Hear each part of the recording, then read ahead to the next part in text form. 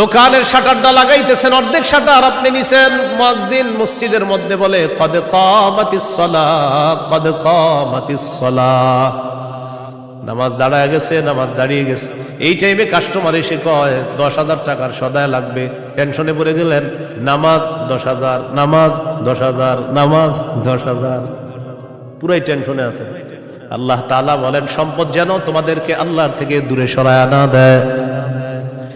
নামাজ দাঁড়িয়ে গেছে, আপনি শাটারও লাগাইতেছেন নামাজে যাওয়ার জন্য। আল্লাহ তাআলা বলেন এই শোনো, সম্পদ যেন আল্লাহর থেকে দূরে সরায় না দেয়।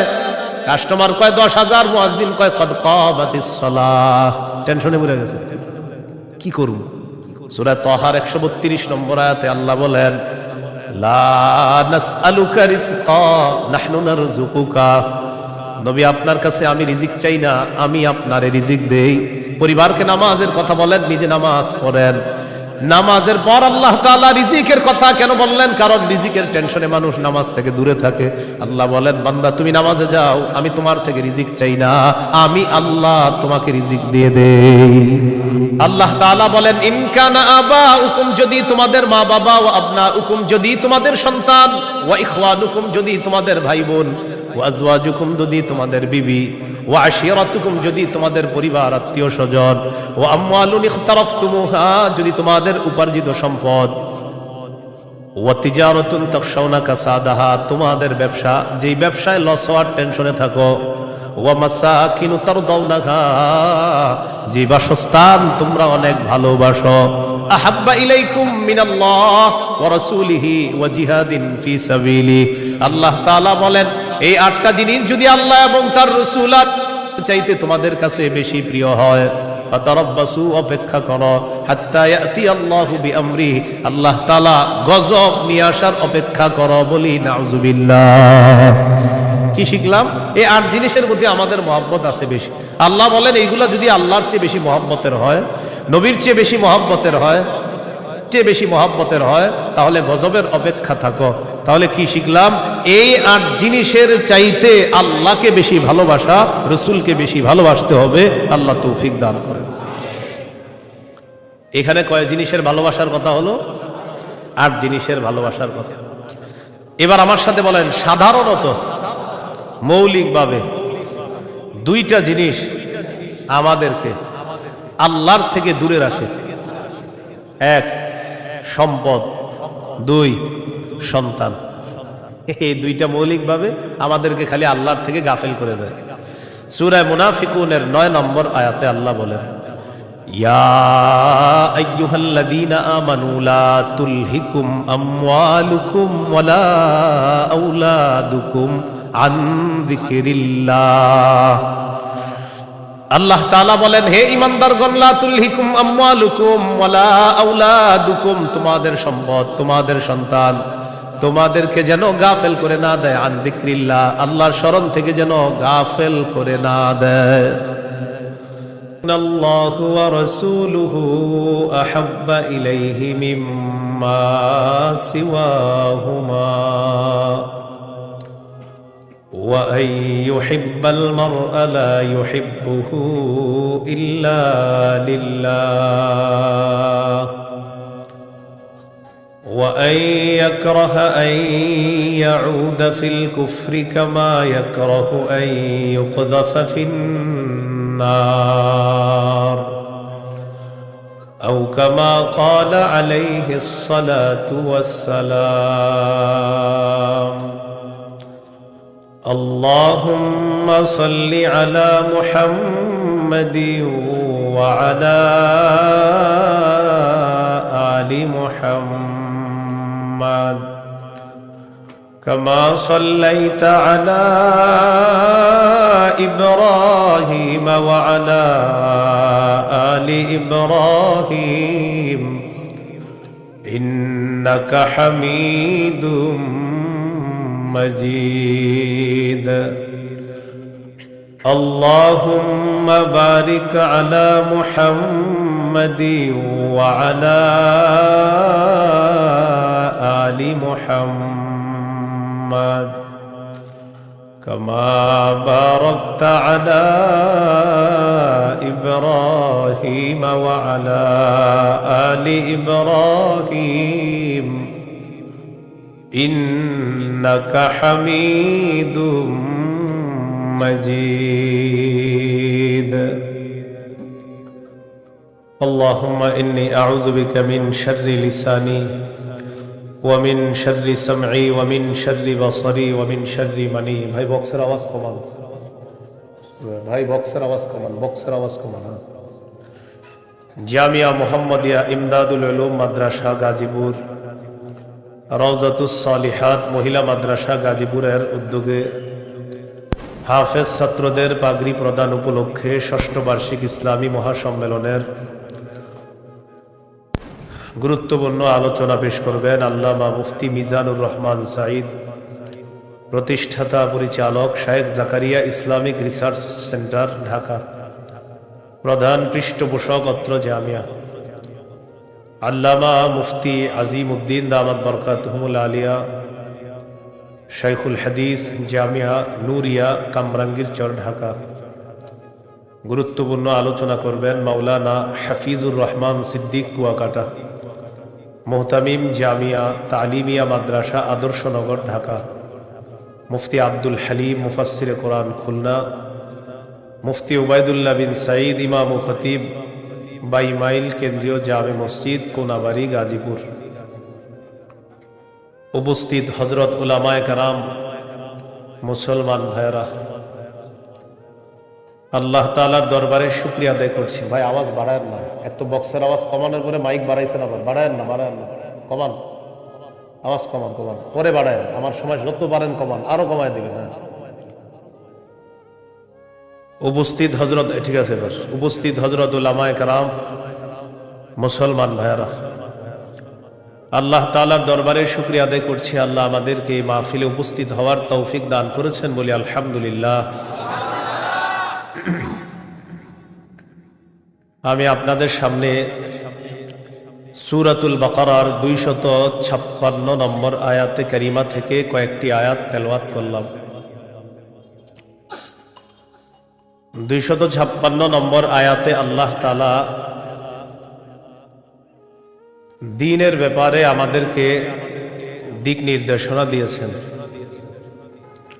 লা ইকরাহা ফিদ্দীন, দিন গ্রহণ করার ক্ষেত্রে জোর করা যাবে না। কাউকে দিন গ্রহণ করার ক্ষেত্রে, ইসলাম গ্রহণ করার ক্ষেত্রে জোর করা যাবে না। তবে ইসলামের দাওয়াত দেওয়া যাবে, ইসলামের সৌন্দর্যতা তাদের সামনে পেশ করা যাবে। সূরা আলী ইমরানের 19 নম্বর আয়াতে আল্লাহ বলেন, ইন্নাদ-দীনা ইনদাল্লাহিল ইসলাম, নিশ্চয়ই দিন আল্লাহর কাছে ইসলাম। এটা হলো আয়াতের অনুবাদ। নিশ্চয়ই দিন আল্লাহর কাছে ইসলাম, মানে আল্লাহর কাছে একমাত্র দিন হলো ইসলাম। সূরা আলী ইমরানের 85 নম্বর আয়াতে আল্লাহ বলেন, وَمَن يَبْتَغِ غَيْرَ الْإِسْلَامِ دِينًا فَلَن يُقْبَلَ مِنْهُ, যে ব্যক্তি ইসলাম ছাড়া অন্য কোনো দিনকে গ্রহণ করে, অন্য কোনো কিছুকে দিন হিসাবে গ্রহণ করে, ফালাই ইউকবালা মিন, এটা তার থেকে গ্রহণ করা হবে না। কেউ যদি ইসলাম ছাড়া অন্য কোনো কিছুকে দিন হিসাবে গ্রহণ করে, এটা তার থেকে গ্রহণ করা হবে না, মানে ইসলাম ছাড়া অন্য কোনো দিন গ্রহণযোগ্য না। এটা অন্যকে দাওয়াত দিয়ে বোঝানো যাবে। জাহিলি যুগের বন্ধা নারীরা, যাদের সন্তান হয় না, এই জাতীয় নারীরা মানত করলো, আমার যদি ছেলে হয় ছেলের ইহুদি বানাবো। নাউজুবিল্লাহ। কি বানাবে?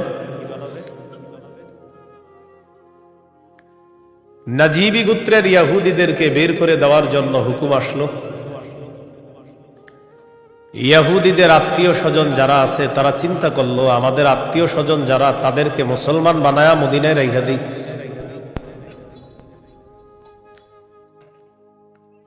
হুসাইন আল আনসার নামে নবীর একজন সাহাবী, তিনি রাসূল সাল্লাল্লাহু আলাইহি সাল্লামের কাছে গেলেন, গিয়ে বললেন, ইয়া রাসূলুল্লাহ, আমার দুজন পুত্র সন্তান খ্রিস্টান, আমি তাদেরকে যদি জোর করে মুসলমান বানিয়ে মদিনায় রেখে দিই, বাবা মুসলমান সন্তান খ্রিস্টান, রাসূলুল্লাহ সাল্লাল্লাহু আলাইহি সাল্লামকে বললেন, আমি আমার দুই পুত্রকে যদি জোর করে মুসলমান বানিয়ে রেখে দেই, তখন আল্লাহ তাআলা সূরা বাকারার 256 নম্বর আয়াত নাজিল করলেন, লা ইকরাহা ফিদ্দীন। ইসলাম গ্রহণ করার ক্ষেত্রে জোর করা যাবে না। ক্বাদ তাবায়্যানার রুশদু মিনাল গাই, হেদায়েত স্পষ্ট হয়ে গিয়েছে গুমরাহি থেকে, পথভ্রষ্টতা থেকে। কোনটা হেদায়েত কোনটা গুমরাহি, এটা মানুষের কাছে স্পষ্ট। এই কথা আল্লাহ কেন বললেন? হেদায়েত মানুষের সামনে এখন স্পষ্ট, এখন যদি মানুষ গ্রহণ না করে, এটা তার হতভাগা হওয়ার লক্ষণ।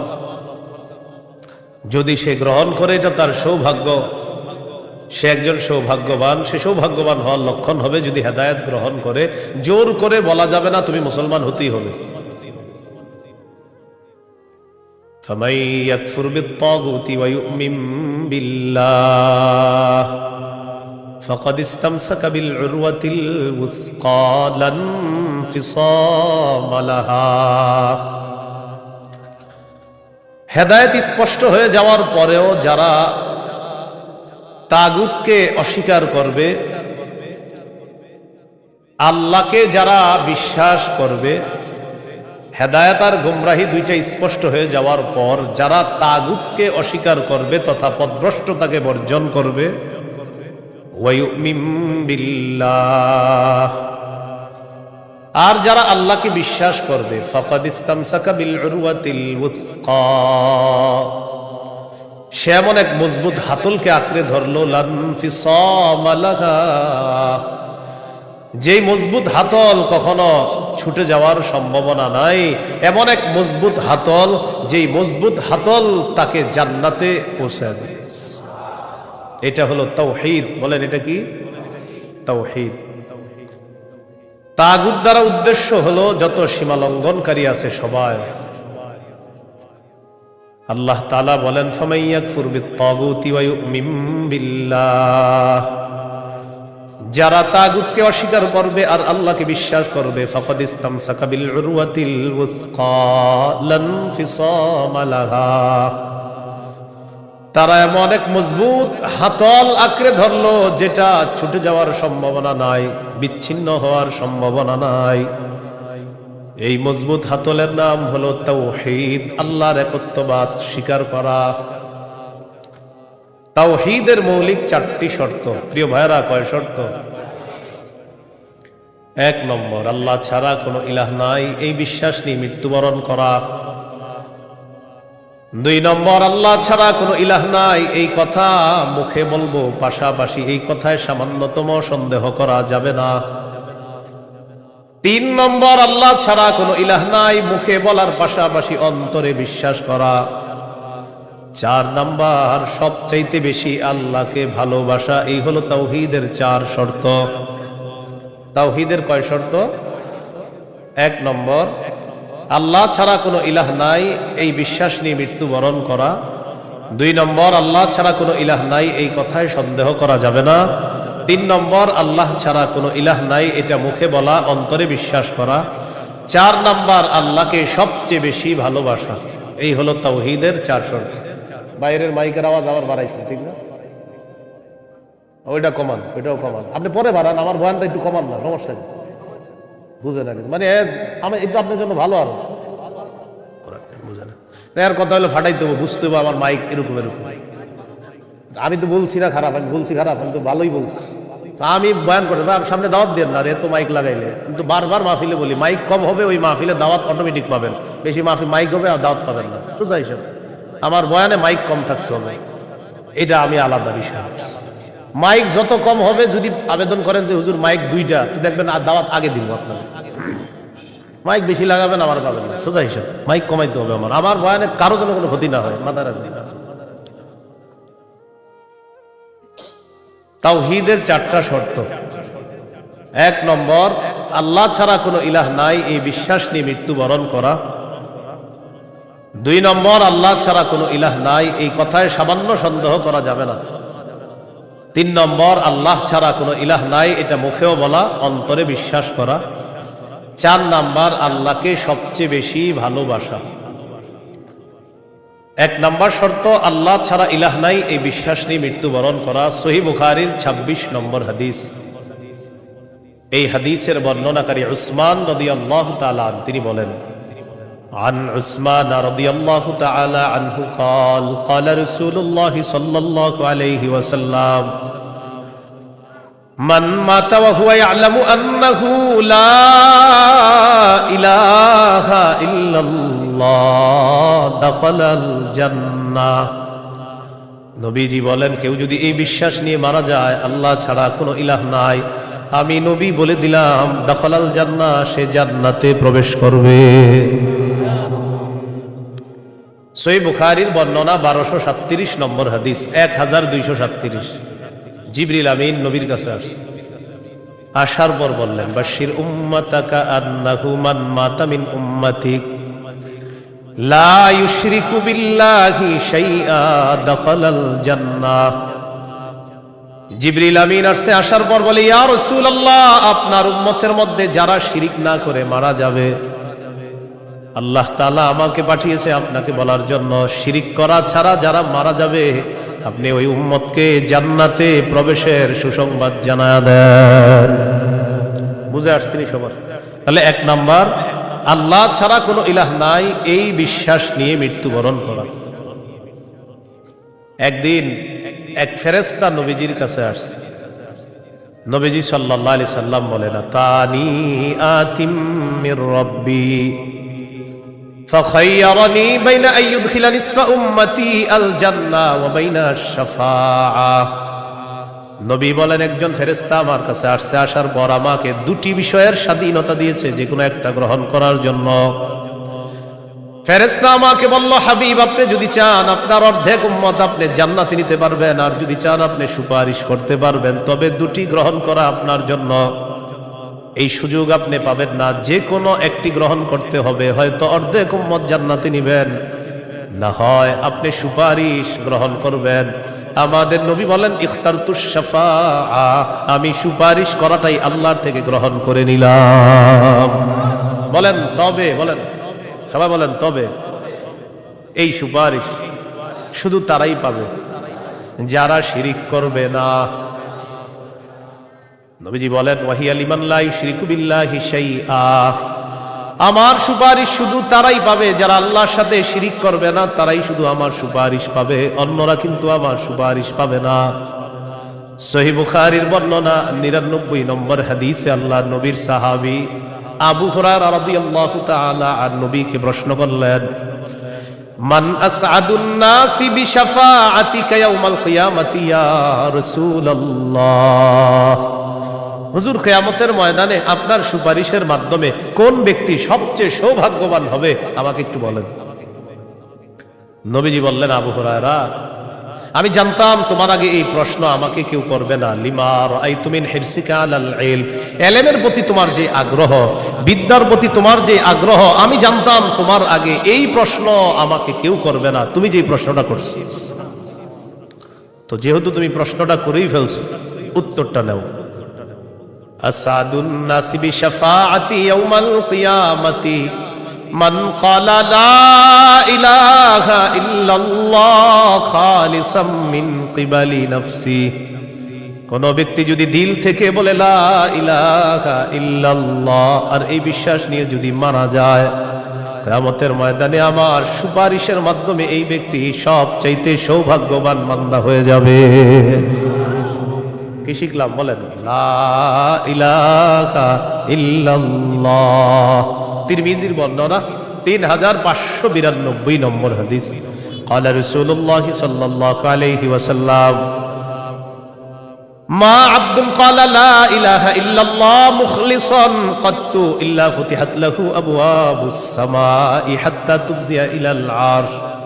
নবীজি বলেন, কোন বান্দা যদি একবার ইখলাসের সাথে লা ইলাহা ইল্লাল্লাহ পাঠ করে, আল্লাহর আসমানের সবগুলা দরজা খুলে দেওয়া হয়, তার লা ইলাহা ইল্লাল্লাহ যেন আরশ পর্যন্ত পৌঁছে যায়।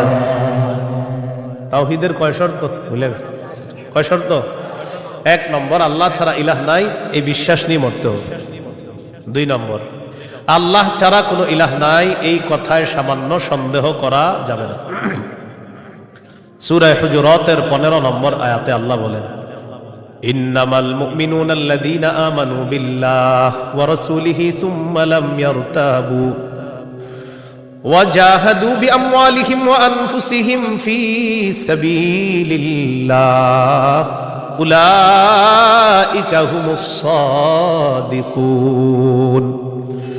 আল্লাহ তাআলা বলেন, প্রকৃত ঈমানদার হলো তারা যারা আল্লাহকে বিশ্বাস করে, রাসূলকে বিশ্বাস করে, সামান্য সন্দেহ করে না। ওয়াজাহাদু বিআমওয়ালিহিম ওয়া আনফুসিহিম ফী সাবিলিল্লাহ, যারা নিজেদের জান-মাল নিয়ে আল্লাহর রাস্তায় লড়াই করে। আল্লাহ বলেন, উলাইকা হুমুস সাদিকুন, আমি আল্লাহ তাদেরকে কোরআনে খাঁটি সত্যবাদী বলে ঘোষণা করলাম। এরা খাঁটি সত্যবাদী, আল্লাহকে বিশ্বাস করে, রাসূলকে বিশ্বাস করে, একটু সন্দেহ করে না। 3 নম্বর শর্ত, লা ইলাহা ইল্লাল্লাহ, আমি মুখে উচ্চারণ করলাম আল্লাহ ছাড়া কোনো ইলাহ নাই, অন্তরেও বিশ্বাস করা। মুখে বললাম আল্লাহ ছাড়া কোনো ইলাহ নাই, অন্তরে যদি ঝামেলা থাকে এটা হবে মুনাফিক মার্কা শয়তান, নেফাকি হবে। এটা কি হবে বলেন তো? সবাই বলেন কি হবে? নেফাকি হবে। মুখে বলতে হবে, অন্তরেও স্বীকার করতে হবে। সূরাতুল ফাতহির 11 নম্বর আয়াতে আল্লাহ বলেন, ইয়াকুলুনা বিআলসিনাতিহিম মা লাইসা ফি কুলুবিহিম, তারা তাদের মুখ দিয়ে এমন কথা বলে যা তাদের অন্তরের কথা না। তাহলে বলেন তো, তাওহীদের 3 নম্বর শর্ত, মুখে বললাম একটা আর অন্তরে আরেকটা, শর্ত পূরণ হবে? মুখে যা বলবো অন্তরেও তা যদি হয়, এটা 3 নম্বর শর্ত পূরণ হবে। অন্তরে যদি ঈমান সরিষার দানা পরিমাণও হয়, একদিন জান্নাতে যাবে। সহিহ বুখারীর 44 নম্বর হাদিস, قال رسول الله صلى الله عليه وسلم يخرج من النار من قال لا إله إلا الله وفي قلبه وزن شعيرة من خير وفي قلبه وزن برة من خير وفي قلبه وزن ذرة من خير। নবীজি বলেন, কারো অন্তরের মধ্যে যদি গম পরিমাণ, জব পরিমাণ, সরিষার দানা পরিমাণ ঈমান থাকে, গম পরিমাণ, জব পরিমাণ, সরিষার দানা পরিমাণ ঈমান, এই মানুষটা যদি বিভিন্ন অপরাধের কারণে জাহান্নামের সাজা ভোগ করতেও হয়, জাহান্নামের সাজা ভোগ করার পর আমি নবী বলে দিলাম, একদিন জাহান্নাম থেকে বের হয়ে ওই সরিষা পরিমাণ ঈমানের কারণে আল্লাহর জান্নাতে প্রবেশ করবে। খাঁটি ঈমান, বিশুদ্ধ ঈমান, এটার মধ্যে কোনো ঝামেলা করা যাবে না। আল্লাহ কথাগুলা বুঝার তৌফিক দান করেন। 4 নাম্বার শর্ত, সবচেয়ে বেশি আল্লাহকে ভালোবাসো। বলেন কাকে ভালোবাসো? সবাই আমার সাথে বলেন, সাধারণত বলেন। আমরা 8টি জিনিসকে বেশি ভালোবাসি। 8 জিনিসের প্রতি আমাদের মহব্বত খুব বেশি। এই 8 জিনিসের চাইতেও আল্লাহকে, রসুলকে বেশি ভালোবাসতে হবে। কয় জিনিসের প্রতি টান আছে বেশি? 8 জিনিসের কথা আল্লাহ বলছে সূরা তাওবা 24 নম্বর আয়াত। আমি প্রথম আয়াতটা পড়ি, এরপর অনুবাদ করব, আমরা সবাই বলব। আল্লাহ তাআলা বলেন, কুল ইন কানা আবাউকুম ওয়া আবনাউকুম ওয়া ইখওয়ানুকুম ওয়া আজওয়াজুকুম ওয়া আশীরাতুকুম وأموال اقترفتموها وتجارة تخشون كسادها ومساكن ترضونها أحب إليكم من الله ورسوله وجهاد في سبيله فتربصوا حتى يأتي الله بأمره। কত? আল্লাহ তাআলা বলেন, ইন কানা আবাউকুম, যদি তোমাদের মা বাবা, ওয়া আবনাউকুম, যদি তোমাদের সন্তান, ওয়া ইখওয়ানুকুম, যদি তোমাদের ভাই বোন, ওয়া আজওয়াজুকুম, যদি তোমাদের বিবি, ওয়া আশীরাতুকুম, যদি তোমাদের পরিবার আত্মীয় স্বজন, ওয়া আমওয়ালুন ইখতারাফতুমুহা, যদি তোমাদের উপার্জিত সম্পদ, ওয়া তিজারাতুন তাখশাউনা কাসাদাহা, তোমাদের ব্যবসা, যেই ব্যবসায় লস হওয়ার টেনশনে থাকো, ওয়া মাসাকিনু তারদাউনাহা, যে বাসস্থান তোমরা অনেক ভালোবাসো, আহাব্বা ইলাইকুম মিনাল্লাহ ওয়া রাসূলিহি ওয়া জিহাদিন ফি সাবিলি। আল্লাহ তাআলা বলেন এই 8টা জিনিস যদি আল্লাহ এবং তার রাসূল আর চাইতে তোমাদের কাছে বেশি প্রিয় হয়, ফাতারাব্বাসু, অপেক্ষা করো, হাত্তা ইয়াতি আল্লাহু বিআমরি, আল্লাহ তাআলা গজব নিয়ে আসার অপেক্ষা করো। বলি নাউযুবিল্লাহ। কি শিখলাম? এই 8 জিনিসের প্রতি আমাদের মহব্বত আছে বেশি। আল্লাহ বলেন এইগুলা যদি আল্লাহর চেয়ে বেশি মহব্বতের হয়, নবীর চেয়ে বেশি মহব্বতের হয়, তাহলে গজবের অপেক্ষা থাকো। তাহলে কি শিখলাম? এই 8 জিনিসের চাইতে আল্লাহকে বেশি ভালোবাসা, রসুলকে বেশি ভালোবাসতে হবে। আল্লাহ তৌফিক দান করেন। এখানে কয় জিনিসের ভালোবাসার কথা হলো? 8 জিনিসের ভালোবাসার কথা। এবার আমার সাথে বলেন, সাধারণত মৌলিকভাবে 2টা জিনিস আমাদেরকে আল্লাহর থেকে দূরে রাখে। 1 সম্পদ, 2 সন্তান। এই 2টা মৌলিকভাবে আমাদেরকে খালি আল্লাহর থেকে গাফেল করে দেয়। সূরা মুনাফিকুনের 9 নম্বর আয়াতে আল্লাহ বলেন, ইয়া আইয়ুহাল্লাযীনা আমানু লা তুলহিকুম আমওয়ালুকুম ওয়ালা আওলাদুকুম আন যিকরিল্লাহ। আল্লাহ তাআলা বলেন, হে ঈমানদারগণ, লা তুলহিকুম আমওয়ালুকুম ওয়ালা আওলাদুকুম, তোমাদের সম্পদ, তোমাদের সন্তান তোমাদেরকে যেন গাফেল করে না দেয়, আন যিকরিল্লাহ, আল্লাহর স্মরণ থেকে যেন গাফেল করে না দেয়। দোকানের শাটারটা লাগাইতেছেন, অর্ধেক শাটার আপনি নিছেন, মুয়াজ্জিন মসজিদের মধ্যে বলে কদ কামাতিস সালাহ, কদ কামাতিস সালাহ, নামাজ দাঁড়ায় গেছে, নামাজ দাঁড়িয়ে গেছে। এই টাইমে কাস্টমার এসে কয় 10,000 টাকার সদায় লাগবে, টেনশনে পড়ে গেলেন, নামাজ 10,000, নামাজ 10,000, নামাজ 10,000, পুরাই টেনশনে আছে। আল্লাহ তাআলা বলেন সম্পদ যেন তোমাদেরকে আল্লাহর থেকে দূরে সরায় না দেয়। নামাজ দাঁড়িয়ে গেছে, আপনি শাটারও লাগাইতেছেন নামাজে যাওয়ার জন্য, আল্লাহ তাআলা বলেন এই শোনো, সম্পদ যেন আল্লাহর থেকে দূরে সরায় না দেয়। কাস্টমার কয় 10,000, মুয়াজ্জিন কয় কদ কামাতিস সালাহ, টেনশনে পড়ে গেছে, কি করব? সূরা তাহার 132 নম্বর আয়াতে আল্লাহ বলেন, লা নাসআলুকা রিজকা নাহনু নারযুকুকা, নবী আপনার কাছে আমি রিজিক চাই না, আমি আপনারে রিজিক দেই। পরিবারকে নামাজের কথা বলেন, নিজে নামাজ পড়েন। নামাজের পর আল্লাহ তাআলা রিজিকের কথা কেন বললেন? কারণ রিজিকের টেনশনে মানুষ নামাজ থেকে দূরে থাকে। আল্লাহ বলেন, বান্দা তুমি নামাজে যাও, আমি তোমার থেকে রিজিক চাই না, আমি আল্লাহ তোমাকে রিজিক দিয়ে দেই। সম্পদ আল্লাহর থেকে দূরে রাখে। আর হলো সন্তান, সারাদিন কান্নাকাটি করে না, যেই জোহর নামাজে রওনা করবেন ওই টাইমে কয় আমি চিপস খাবো, সারাদিন কান্দবে না। যখন নামাজে যাবেন তখন এক দুনিয়ার যত কিছু আছে সব খাইতে মন চায়, ইবলিস এসে খোঁচায়, কয়টা কয়টা কয়টা। আপনি তখন বুদ্ধি করে কি করবেন? ওইটারে প্যাম্পাস করায় মসজিদের এক কোনায় নিয়ে বসাই তুই বসে থাকেন, বুঝেন নাই? আর ইবলিসরে বলবেন, ইবলিস তুমি যেই ঝামেলাটা আমার সাথে ডেলি নামাজের সময় করো, এই ঝামেলা করে কাজ হবে না। কারণ নামাজের সময় তুই যতবার আমার সন্তানকে খোঁচাবি, ওরে ততবার কাঁধে করে মসজিদে নিয়ে যাবো। প্যাম্পাস পরা ওইটারও নিয়ে যাবেন মসজিদে, নিয়ে পাশে বসায় রাখবেন। ইবলিস বুঝা ফেলবে না, এই রে খোঁচায় লাভ না, এরে খোঁচাইলে এই সন্তানও নামাজি বানায় ফেলবে। সুবহানাল্লাহ। সম্পদ, সন্তান আল্লাহর থেকে আমাদেরকে দূরে রাখে। প্রিয় ভাইয়েরা, এই 2 জিনিস যেন আমাদের ভিতরে এত মহব্বত গালেব না হয় যে এই 2 জিনিস এত পরিমাণ মহব্বত করতে গেলাম, আল্লাহকে ভুলে গেলাম, রসুলকে ভুলে গেলাম, আখিরাত ভুলে গেলাম। এমনটা ভালোবাসি, সন্তান ভালোবাসি, মা ভালোবাসি, বাবা ভালোবাসি, ঠিক, কিন্তু এর চেয়ে বেশি ভালোবাসি আল্লাহ। এই হলো আল্লাহকে সবচেয়ে, তাওহীদের কয় শর্ত? 4 নাম্বার। সবচেয়ে বেশি কাকে ভালোবাসা? আল্লাহকে, রসুলকে সবচেয়ে বেশি ভালোবাসা, আল্লাহকে, এরপর রসুলকে সবচেয়ে বেশি ভালোবাসা। সহিহ বুখারীর বর্ণনা 16 নম্বর হাদিস, ক্বালা রাসূলুল্লাহ সাল্লাল্লাহু আলাইহি ওয়াসাল্লাম, সালাসুন মান কুন্না ফীহি ওয়াজাদা হালাওয়াতাল ঈমান। নবীজি বলেন 3টা বৈশিষ্ট্য যদি কারো মধ্যে থাকে, সে অন্তরের মধ্যে ঈমানের স্বাদ আস্বাদন করতে পারবে। 1 নাম্বার, ইয়াকুন আল্লাহু ওয়া রাসূলুহু আহাব্বা ইলাইহি মিম্মা সিওয়াহুমা। আল্লাহ আল্লাহ রসুল ছাড়া যত কিছু আছে সবকিছুর চাইতে আল্লাহ আর তার নবীকে বেশি ভালোবাসা। 2 নাম্বার, ওয়া আইয়ুহিব্বাল মারআ লা ইউহিব্বুহু ইল্লা লিল্লাহ, কোন মুসলমানকে শুধুমাত্র আল্লাহর জন্য ভালোবাসা।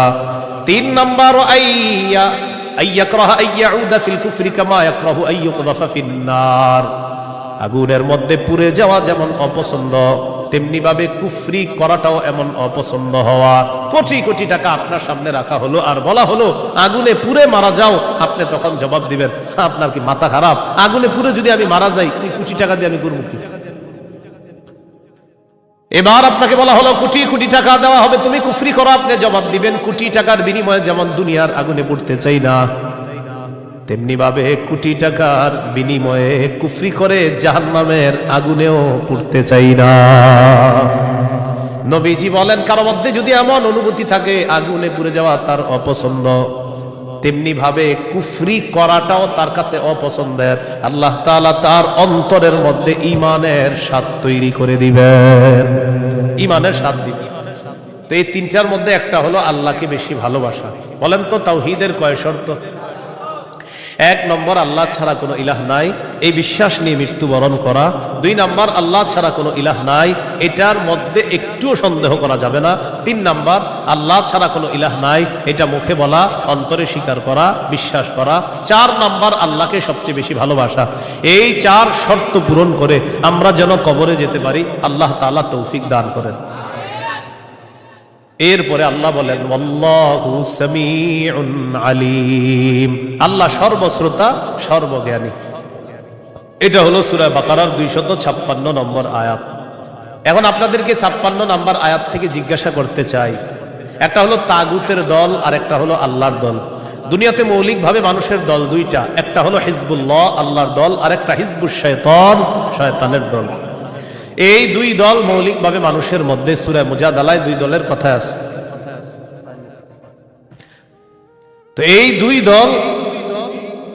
2 দলের মধ্যে আমরা কার দলে থাকবো? আল্লাহর দলে না শয়তানের দলে? আল্লাহর দলে আমরা যারা থাকবো আল্লাহ আমাদের অভিভাবক হয়ে যাবে। এই কথাটা আল্লাহ সূরা বাকারার 257 নম্বর আয়াতে বলতেছে, মন দিয়ে শুনেন কি বল। আল্লাহু ওয়ালিয়ুল্লাযীনা আমানু, যারা ঈমানদার তাদের অভিভাবক আল্লাহ। সুবহানাল্লাহ। আপনারা মাঝে মাঝে এমনি দোয়া করতে পারেন না, আল্লাহ আপনি আমার অভিভাবক, আল্লাহ আপনি অভিভাবক। আল্লাহ সূরা বাকারা 257 নম্বর আয়াতে বলছেন আপনি আমার অভিভাবক, আল্লাহ আমি তো সমস্যায় আছি, আমার সমাধান করে দাও। এইভাবে বলতে হবে, আল্লাহ আপনি বলছেন আপনি আমার অভিভাবক, আল্লাহ আপনি আমার সমস্যা সমাধান করে দাও, এইভাবে আল্লাহকে বলতে হবে। আল্লাহু ওয়ালিয়ুল্লাযীনা আমানু, আল্লাহ বলেন যারা ঈমানদার তাদের অভিভাবক হলেন আল্লাহ। ইউখরিজুহুম মিনাজ যুলুমাতি ইলান নূর, আল্লাহ তাআলা অভিভাবক ঈমানদারদেরকে অন্ধকার থেকে বের করে আলোর দিকে আল্লাহ তাআলা নিয়ে যায়। ওয়াল্লাযীনা কাফারু আউলিয়াউহুমুত তাগুত, আর যারা কাফের তাদের অভিভাবক হলো শয়তান। বলেন তো ঈমানদারের অভিভাবক কে? কাফেরের অভিভাবক কে? উলাইকা আসহাবুন নারি হুম ফিহা খালিদুন, আল্লাহ বলেন যারা তাগুতের অনুসারী তারা চিরস্থায়ীভাবে জাহান্নামে থাকবে। বলি নাউজুবিল্লাহ। তাগুত বলা হয় যত সীমা লঙ্ঘনকারী আছে জালেম, সব তাগুত। এই তাগুত এটা পুরুষ হোক আর মহিলা হোক, এই তাগুত যারা এরা জালেম অথবা জালেমা, সব তাগুত। তবে কষ্টের বিষয় আর দুঃখের বিষয়, আমরা বারবার এক তাগুত ছেড়ে আরেক তাগুতকে ধরি। এক তাগুত ছেড়ে আরেক তাগুতকে কি করি? ধরি। কেন ধরি জানেন? বৃষ্টি থেকে বাঁচার জন্য ঝর্ণা নিচে এসে দাঁড়ায় আর কি। কোথায় দাঁড়াই? বাঁচার জন্য কি থেকে কোথায় এসে দাঁড়াই? এক তাগুতকে ছেড়ে আরেক তাগুত ধরা, মানে বৃষ্টি থেকে বাঁচার জন্য ঝর্ণা নিচে এসে দাঁড়ায়। ভাই কিছু ঘটনা লাগে, ঝর্ণা নিচে কেন? আর বললেন না বাইরে বৃষ্টি, তো এনে কি? এই জন্য মনে রাখবেন, শত্রু এটা কখনো বন্ধু হবে না। এর আপনি যতই মনে করেন বন্ধু, এই শত্রু সব সময় শত্রু। সূরা মাইদার 51 নম্বর আয়াতে আল্লাহ বলে দিয়েছেন। এবার আল্লাহ তাআলা কি বলে দেখেন, সূরা বাকারার 257 নম্বর আয়াত গেল 258 নম্বর আয়াতে আল্লাহ তাআলা এবার আমাদের আকীদা বিশুদ্ধ করবে। কি বিশুদ্ধ করবে বলেন তো? দুনিয়াতে আমাদের অভিভাবক কে? বেঁচে আছি কে বাঁচিয়ে রাখছেন? মৃত্যু দিবেন কে? মৃত্যুর পর জীবিত করবেন কে? এই আকীদাটা এখন আল্লাহ তাআলা সংশোধন করবে যে শোনো, আমি তোমাদেরকে বাঁচিয়ে রাখছি, মৃত্যুর পর আমি জিন্দা করব, কিন্তু এখানে কোনো সন্দেহ করবা না। এই আকীদা 258, 259, 260 এই 3 আয়াতের মধ্যে আল্লাহ আমাদেরকে আকীদা দিয়ে দিবেন, দুনিয়াতে যেমন তোমাদেরকে রাখছি আমি, আখিরাতেও তোমাদেরকে আবার পুনরুত্থান করব, এই ক্ষমতাও আমি আল্লাহর। সূরা বাকারা 258, 259, 260। দেখেন কি বলে,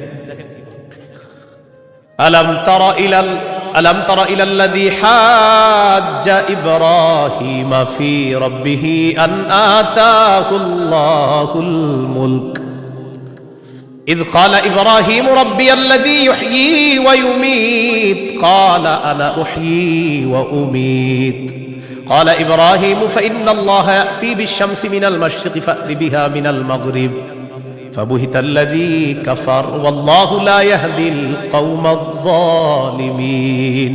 নবী আপনি কি দেখেন নাই, ওই ব্যক্তির ব্যাপারে চিন্তা করেন নাই যে ব্যক্তি ইব্রাহিম নবীর সাথে তার রবের ব্যাপারে ঝগড়া করেছে, যেই রব তাকে রাজত্ব দান করেছে ওই রবের ব্যাপারে লোকটা ঝগড়া করেছে ইব্রাহিম নবীর সাথে। আল্লাহ তাআলা বলেন এই ব্যক্তি হলো বাবেল শহরের বাদশাহ নমরুদ। ইব্রাহিম নবীর সাথে ঝগড়া লাগছে, এই কারণে নমরুদকে আল্লাহ তাআলা রাজত্ব দান করছে। রাজত্ব পাওয়ার পর নমরুদ কয় আমি খোদা।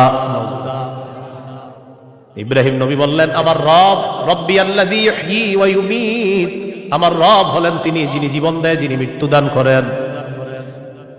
নমরুদ পাল্টা জবাব দিয়ে বলে ক্বালা আনা উহয়ী ওয়া উমীত, আমিও তো জীবন দেই, আমিও তো মৃত্যু দেই। নাউযুবিল্লাহ।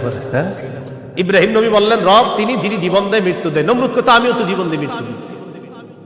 ইব্রাহিম নবী তাহলে কি করতে হবে, আমারও রব মানো, কারণ আমিও জীবন দেই মৃত্যু দিই। ইব্রাহিম নবী বললেন কিভাবে, জেলখানা থেকে 2 জন আসামি ধরে আনছে, একজনকে মেরে ফেলছে, আরেকজনকে ছেড়ে দিছে। মারার পর বলে এই যে দেখো আমি মৃত্যু দিলাম, ছেড়ে দেওয়ার পর বলে এই যে দেখো আমি জীবন দিলাম। কি ইন্টারন্যাশনাল পদ্ধতির জীবন মৃত্যু। হ্যাঁ, 2 জনকে ধরে আনছে, একটাকে হত্যা করছে আর একটাকে ছেড়ে দিছে। হত্যা করার পর বলে দেখো জীবন দিলাম, মৃত্যু দিলাম, জীবন দিলাম কিভাবে, আর একটাকে ছেড়ে দিছে। এটা ছেড়ে দেওয়ার পর বলছে আমি তাকে জীবন দিলাম। আপনারা বলেন এটা কি জীবন মৃত্যু? ইব্রাহিম নবী চিন্তা করলেন এর এমন এক কথা বলে আটকাইতে হবে যে কথার পরে আর ঝগড়া করবে না।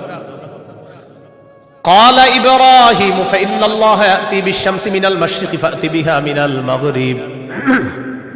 ইব্রাহিম নবী বললেন আমার রব আল্লাহ প্রতিদিন সূর্য পূর্ব দিক থেকে উঠায়, তুমি পশ্চিম দিক থেকে উঠায় দাও। তুমিও তো রব, তোমার দাবি অনুযায়ী। নাউজুবিল্লাহ। ফাবুহিতাল্লাযী কাফার, আল্লাহ তাআলা বলেন যে ঝগড়া করছে নমরুদ কাফের, ধরাশয়ী হয়ে গেল, ঝগড়ায় হেরে গেল। মুফাসসিরিনে কেরাম বলেন নমরুদ পাল্টা বলতে পারতো ইব্রাহিম আমি সূর্য পশ্চিম দিক থেকে উঠাতে পারবো না, তোমার রব আল্লাহ প্রতিদিন পূর্ব দিক থেকে সূর্য উঠায়, আমি তো পারবো না। তুমি তোমার রব আল্লাহকে বলো সূর্যটা যেন পশ্চিম দিক থেকে উঠায় দেখা দেয়। মুফাসসিরিনে কেরাম বলেন নমরুদ বুঝে শুনেই পাল্টা চ্যালেঞ্জ দেয় নাই। কেন দেয় নাই?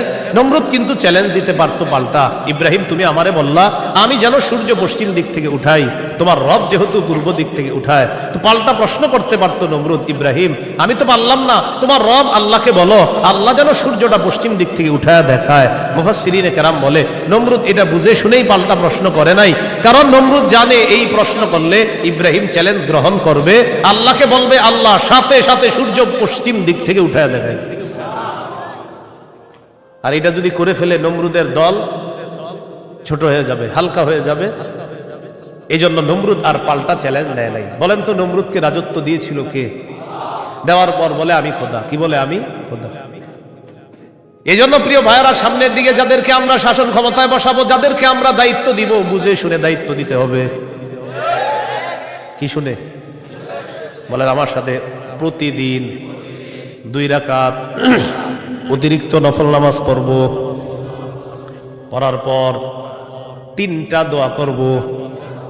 1 নাম্বার আল্লাহ, বলেন আল্লাহ কিয়ামতের আগে বাংলাদেশে আর কোন নারী প্রধান চাই না। হ্যাঁ, কি প্রধান চাই না? সবাই জোরে বলেন কেন? আরো জোরে বলেন, আরো জোরে, আরো জোরে। قال رسول الله صلى الله عليه وسلم লা ইউফলিহা কওমুন ওয়াল্লাউ আমরাহুম ইমরাআতান, নবীজি বলেন ওই জাতি কিছুতেই কখনোই সফল হবে না যেই জাতি তাদের নেতৃত্বে কোনো নারীকে বসায়া দেয়। আপনি বুঝেন আর না বুঝেন, আমার নবীর কথা সঠিক। তো এই জন্য এই একটা বিষয় দোয়া করবেন। 2 নাম্বার দোয়া বলেন, আল্লাহ মরার আগে বাংলাদেশে শরিয়া আইন দেখে যেতে চাই। কি আইন?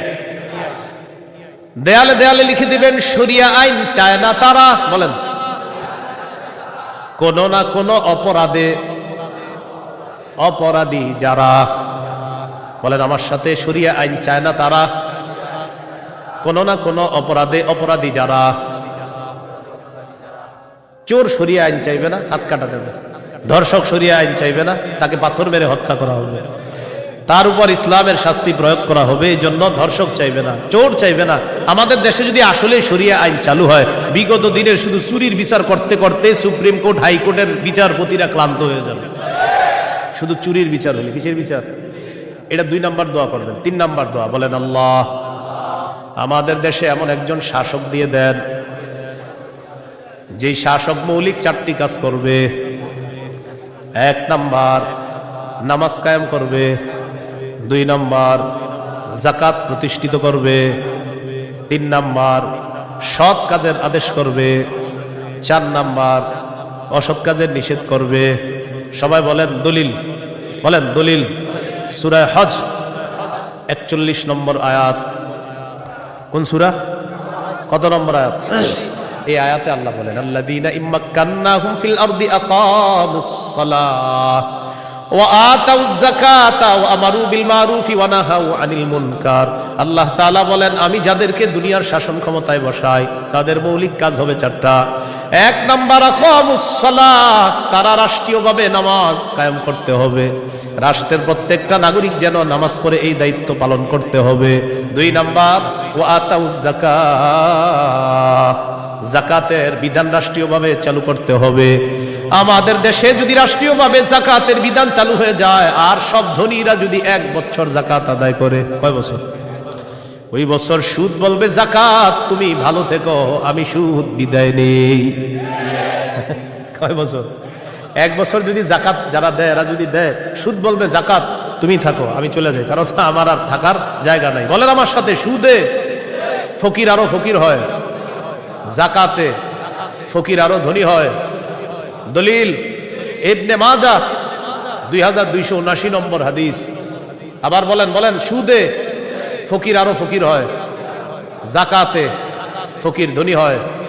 বলেন আমাদের এই রাষ্ট্র সুদ ভিত্তিক হওয়ার কারণে এখন আমরা সবাই মোটামুটি ভিক্ষুক, কারণ আমাদের প্রত্যেকের মাথা পিছু 1,07,000 টাকা ঋণ। তো আপনি কোথায় ধনী? সুদের শেষ পরিণতি ভিক্ষা। এটা আপনার যদি বুঝে না আসে, কিছু করার নাই। আমার নবীর কথা যেটা বলবে নবী, আজ হোক কাল হোক সেটা ফলবেই, কোনো সন্দেহ নেই। তো আমরা দাবি করি 90% মুসলমান, এখানে অর্থ ব্যবস্থা সুদ ভিত্তিক। এজন্য আমরা স্লোগান পাল্টাবো, বলেন দারিদ্র বিমোচনে সুদ নয় যাকাত। বলেন তো দারিদ্র বিমোচনে কি? দারিদ্র বিমোচনে সুদ নয় যাকাত। এগুলা দেয়ালে লিখে দিবেন যে দারিদ্র বিমোচনে সুদ নয় যাকাত।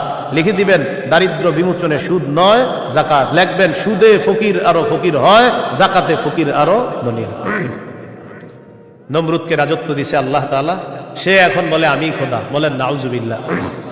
বলেন জীবন মৃত্যু কে দেয়? এটা হলো সূরা বাকারা 258 নম্বর আয়াত। 259 নম্বর আয়াতটা শোনার আগে আগে বুঝেন। এক ব্যক্তি এক এলাকার সামনে দিয়ে যাইতেছে, যাওয়ার সময় দেখে কি এলাকার সবগুলা ঘর বাড়ি ছাদের উপরে পড়ে রয়েছে, নিচে ছাদ উপরে ঘর বাড়ি। আপনাদের এলাকার ছাদ কি নিচে থাকে না বাড়ির উপরে থাকে? কয়েকজন কইছে, মানে অন্যদের ঘর বাড়ির ছাদ নিচে থাকে। ঘর বাড়ির ছাদ কই থাকে? এটা প্রথমে বললেন না কেন? মানে প্রথমে কয়েকজন কইছে কয়েক উপরে, মানে অন্যদের ছাদগুলা নিচে। আপনাদের ঘর বাড়ির ছাদ কই? তো এই কথাটা প্রথমে বললে সমস্যা ছিল কি? এক ব্যক্তি যাইতেছে এক এলাকার সামনে দিয়ে, যাওয়ার সময় দেখে ঘর বাড়ি সব ধ্বংস হয়ে পড়ে রয়েছে, নিচে হইলো ছাদ উপরে ঘর বাড়ি। উনি এই বিষয়ে দেখা সাথে সাথে বললেন, আল্লাহু আকবার, আল্লাহ কত মহান, এদেরকে ধ্বংস করলেন আল্লাহ, আবার আল্লাহ কিভাবে জিন্দা করবে, এটা ওনার সন্দেহ না, এটা ওনার কি না সন্দেহ না, এটা উনি বিস্ময় প্রকাশ করতেছে, আল্লাহ কত মহান, আবার কিভাবে আল্লাহ জিন্দা করবে, এটা মুখ দিয়ে বলে ফেলছে। সাথে সাথে আল্লাহ তাকে মৃত্যু দিচ্ছে। 100 বছর মৃত অবস্থায় রাখছে। কয় বছর? 100 বছর মৃত অবস্থায় রাখছে। 100 বছর পর জিন্দা করছে। জিন্দা করার পর তাকে জিজ্ঞাসা করলেন, আপনি কয় বছর মৃত অবস্থায় ছিলেন? তো জবাব দিলেন, 1 দিন বা আধা দিন। আল্লাহ তাআলা বললেন, আপনি 100 বছর ছিলেন মরা। কয় বছর? ওই যে উনি বলছিলেন মরাকে আল্লাহ কিভাবে জিন্দা করবে, আল্লাহ দেখাই দিতেছে। আপনার খানা পানির দিকে তাকান, তো তাকাইছে খানা পানির দিকে, তাকায় দেখে খানা পানি পচে নাই। সুবহানাল্লাহ। কয় বছর? এবার আপনার গাদার দিকে তাকান, তো তাকাইছে গাদার দিকে। গাদাটার কি অবস্থা দেখে, কি গাদা পচে গলে মরে মাটির সাথে মিশে গেছে। আল্লাহ তাআলা বুঝায়, এই জন্যই তো আমি আল্লাহ। এবার আল্লাহ তাআলা বললেন, দেখেন গাদার অস্থিগুলা মাটির সাথে মিশে গেছে, আমি এগুলারে উঠাই। তো হাড্ডি উঠাইছে, উঠানোর পর এটার উপরে আল্লাহ গোস্তের প্রলেপ দিয়ে এটার মধ্যে প্রাণ সঞ্চার করে আবার গাদা জিন্দা করে। বলেন মৃতকে জিন্দা করে কে? এই কথাটাই আল্লাহ তাআলা বলেন, আও কাল্লাযী মাররা আলা ক্বরিয়াতি ওয়া হিয়া খাফিয়াতুন আলা উরুশিহা। অথবা নবী আপনি কি ওই ব্যক্তির ব্যাপারে চিন্তা করেন নাই, যে ব্যক্তি এক এলাকার সামনে দিয়ে গেছে, যাওয়ার সময় দেখে এলাকার সবগুলা ঘর বাড়ি ছাদের উপর ভরা, এর মানে ঘর বাড়িগুলা সব ধ্বংস। ক্বালা আন্না ইউহয়ী হাযিহিল্লাহু বা'দা মাউতিহা। তখন তিনি বললেন, আল্লাহ তাআলা কিভাবে তাদেরকে মৃত্যুর পর আবার পুনরায় জিন্দা করবেন। ফাআমাতাহুল্লাহু মিআতা আমিন। আল্লাহ তাআলা তাকে 100 বছরের জন্য মৃত্যু দিলেন। সুম্মা বাআসা, আবার তাকে জিন্দা করলেন। করার পর আল্লাহ বললেন, ক্বালা কাম লাবিস্তা, কতদিন আপনি এইভাবে মৃত অবস্থায় কাটিয়েছেন? তিনি জবাব দিলেন, লাবিস্তু ইয়াওমান আও বা'দা ইয়াওম, একদিন বা আধা দিন আমি মৃত অবস্থায় ছিলাম। কয়দিন? না আপনারা বলেন আসলে কয় বছর? আল্লাহ তাআলা বলেন, ক্বালা বাল লাবিস্তা মিআতা আমিন ফানজুর ইলা তাআমিকা ওয়া শারাবিকা লাম ইয়াতাসান্না। আপনি 100 বছর মরা ছিলেন, খানার দিকে তাকান, পানির দিকে তাকান, লাম ইয়াতাসান্না, পচে নাই। সুবহানাল্লাহ। ওয়ানজুর ইলা হিমারিকা, গাদাটার দিকে তাকান, গাদার দিকে তাকাইছে, তাকায় দেখে পচে গলে মাটির সাথে মিশে গেছে। আল্লাহ তাআলা বলেন, জানেননি কেন আপনাকে আমি মৃত্যু দিলাম, আবার 100 বছর পর আপনাকে আমি কেন জিন্দা করলাম? ওয়ালিনাজআলাকা আয়াতাল লিন্নাস, আমি আপনাকে দুনিয়ার মানুষের সামনে নিদর্শন হিসাবে রেখে দিলাম, যে দেখো আমি আল্লাহ মৃতকে জিন্দা করি, এর দৃষ্টান্ত দুনিয়াতেই দেখায়া দিলাম। কয় বছর বছর মৃত্যু রাখছে, এরপরে আল্লাহ আবার উঠেছে। এবার আল্লাহ বললেন, অনজুর ইলাল ইযামি কাইফা নুনশিজুহা, ওই যে আপনার গাদার অস্থিগুলা মাটির সাথে মিশে গেছে, দেখেন কিভাবে আমি উত্থিত করি। সুম্মা নাকসুহা লাহমা, এরপর দেখেন কিভাবে গোস্তের পোশাক হাড্ডিগুলার উপর পড়ায়া দেই। আল্লাহ গোস্তের পোশাক পরায়া প্রাণ সঞ্চার করে গাদা আবার জিন্দা করে।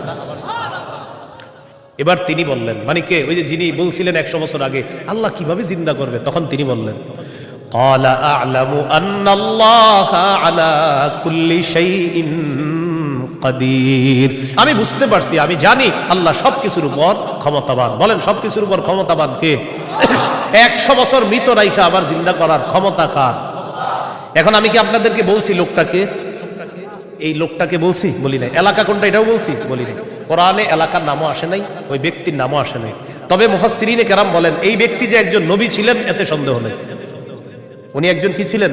নবী ছিলেন, এতে কোনো সন্দেহ নেই। এটা হলো মুফাসসিরিনে কেরামের বক্তব্য। মুআররিখিন যারা আছে, ঐতিহাসিকগণ, তারা বলেন আগে পরে গবেষণা করলে বোঝা যায় তিনি ছিলেন উযাইর আলাইহিস সালাম। কোন নবী? অথবা বলেন, অথবা আরমিয়া আলাইহিস সালাম, এটা একজন নবীর নাম। তাহলে ওই জনপদের সামনে দিয়ে যিনি গিয়েছেন তিনি একজন নবী ছিলেন, এই ব্যাপারটা স্পষ্ট।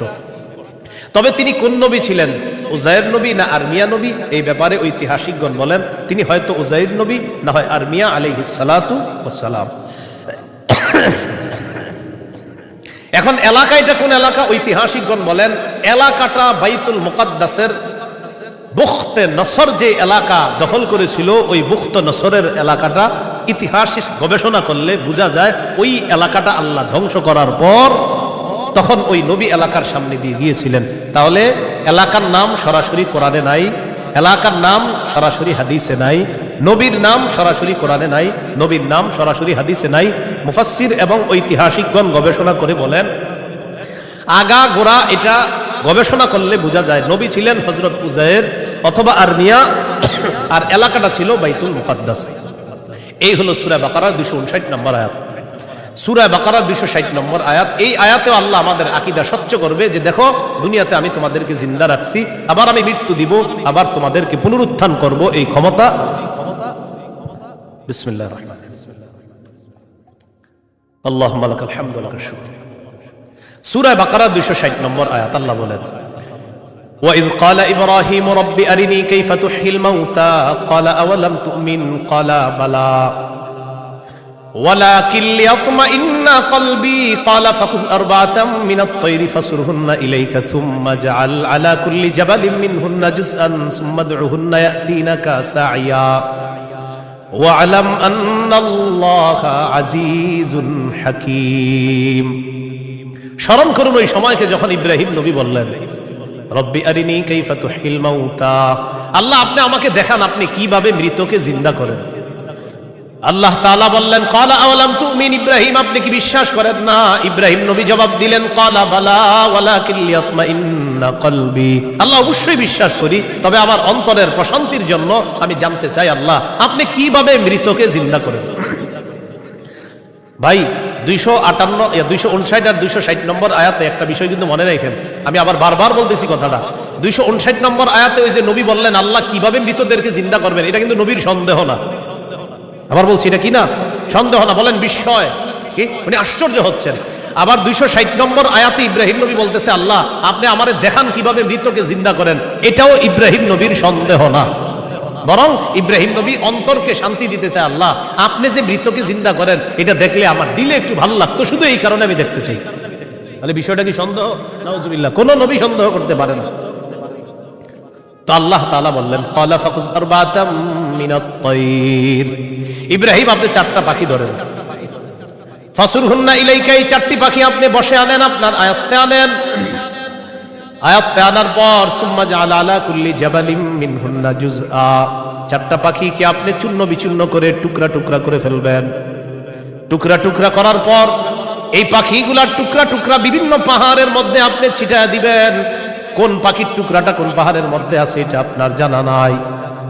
এবার আপনি তাদের নাম ধরে আপনি ডাকবেন। আল্লাহ তাআলা বলেন আমার হুকুমে যেই যেই পাখির টুকরাগুলা যেই পাহাড়ের মধ্যে আছে ওই টুকরাগুলা আমি আল্লাহ প্রত্যেক পাহাড় থেকে আলাদা আলাদা করে একত্রিত করে অবিকল ওই পাখির মধ্যে প্রাণ সঞ্চার করে দিব। পাখি আপনার সামনে উঠতে উঠতে উপস্থিত হয়ে যাবে। তো আল্লাহ বলেন ফাসুরহুন্না ইলাইকা, এটা আপনি বসে আনেন, আয়াতটা আনেন। সুম্মা জাআল আলা কুল্লি জাবালিম মিনহুন্না জুজআ, এগুলারে টুকরা টুকরা করে আপনি পুরা সব একসাথে করে ফেলবেন। এখন বলেন তো 4 পাখি একসাথে টুকরা টুকরা করলে কোন পাখির টুকরা কোথায় আছে এটা কি বলা যাবে? ইব্রাহিম নবীকে বললেন আলাদা আলাদা পাহাড়ের মধ্যে রেখে দেন। রাখার পর এবার আপনি ডাক দিবেন। ডাক দেওয়ার পর দেখবেন ওই আলাদা টুকরাগুলা একত্রিত হয়ে যেই যেই পাখির টুকরা আমি আল্লাহর হুকুমে ওই পাখির শরীরে যাবে, আমি প্রাণ সঞ্চার করে দিব, পাখি আপনার সামনে উঠতে উঠতে উপস্থিত হয়ে যাবে। শেষে আল্লাহ বলেন ওয়ালাম, জেনে রাখেন আল্লাহ আজিজুল হাকিম, আল্লাহ মহাপরাক্রমশালী, আল্লাহ মহাপ্রজ্ঞাময়। 3টি বিষয়। 1 নাম্বার বলেন আল্লাহর কাছে মনোনীত ধর্মের নাম কি? ইসলাম। ইসলামের দাওয়াত অন্যের সামনে দেওয়া যাবে কিনা? যাবে। ইসলাম গ্রহণে কাউকে কি জোর করা যাবে? আচ্ছা। 2 নম্বর মৌলিকভাবে মানুষের দল কয়টা? 2টা। একটা কার দল? আল্লাহর দল। আর একটা কার দল? শয়তান। ইমানদারের অভিভাবক কে? কাফেরদের অভিভাবক কে? শয়তান। 3 নম্বর আমাদেরকে দুনিয়াতে জীবিত রাখছে কে? মৃত্যু দিবে কে? মৃত্যুর পর আবার জিন্দা করবেন কে? এই 3টি বিষয় সূরা বাকারার 256 থেকে 260 নম্বর আয়াত পর্যন্ত আমরা জানলাম। আল্লাহ তাআলা আমাদের সকলকে আকীদা বিশুদ্ধ করে স্বচ্ছ করে আমরা যেন কি মরা। 2 নম্বর আল্লাহ ছাড়া কোনো ইলাহ নাই, সন্দেহ করা যাবে না। 3 নম্বর আল্লাহ ছাড়া কোনো ইলাহ নাই, এটা মুখে বলা, অন্তরে বিশ্বাস করা। 4 নম্বর আল্লাহ ছাড়া কোনো ইলাহ নাই, এই কথা তখন প্রমাণ হবে যদি আমি সবচেয়ে বেশি আল্লাহকে ভালোবাসি। বলেন তো কয় জিনিসকে সাধারণত বেশি ভালোবাসি আমরা? আট জিনিস, এই আট জিনিস থেকেও কাকে বেশি ভালোবাসতে হবে? আল্লাহ। আল্লাহ তাআলা আমাদের সকলকে আজকের সূরা বাকারার 256 থেকে 60 নম্বর আয়াত পর্যন্ত মৌলিক মূল তিনটি কথা ছিল। এক নাম্বার, আল্লাহর কাছে মনোনীত ধর্ম ইসলাম, এটা গ্রহণ করতে হবে, বাকি গ্রহণ করার ক্ষেত্রে কাউকে জোর করা যাবে না। দুই নাম্বার, একটা শয়তানের দল, একটা আল্লাহর দল। আল্লাহর দলের অভিভাবক আল্লাহ, শয়তানের দলের অভিভাবক মানে যারা, তাদের অভিভাবক হলো শয়তান। তাগুত যারা, যারা ইহুদি খ্রিস্টান, তাদের অভিভাবক হলো শয়তান। তিন নাম্বার, আল্লাহ জীবিত রাখছে, আল্লাহ মৃত্যু দিবেন, আল্লাহ আবার জিন্দা করবেন। এই আকীদা, বিশুদ্ধ স্বচ্ছ আকীদা নিয়ে যেন আমরা কবরে যেতে পারি, আল্লাহ তাআলা তৌফিক দান করেন। সুবহানাল্লাহি ওয়া বিহামদিহি, সুবহানাকাল্লাহুম্মা ওয়া বিহামদিকা, আশহাদু আল্লা ইলাহা ইল্লা আনতা, আস্তাগফিরুকা ওয়া আতুবু ইলাইক। আমিন ওয়া আখিরু দাওয়ানা আলহামদুলিল্লাহি রাব্বিল আলামিন। আসসালামু আলাইকুম।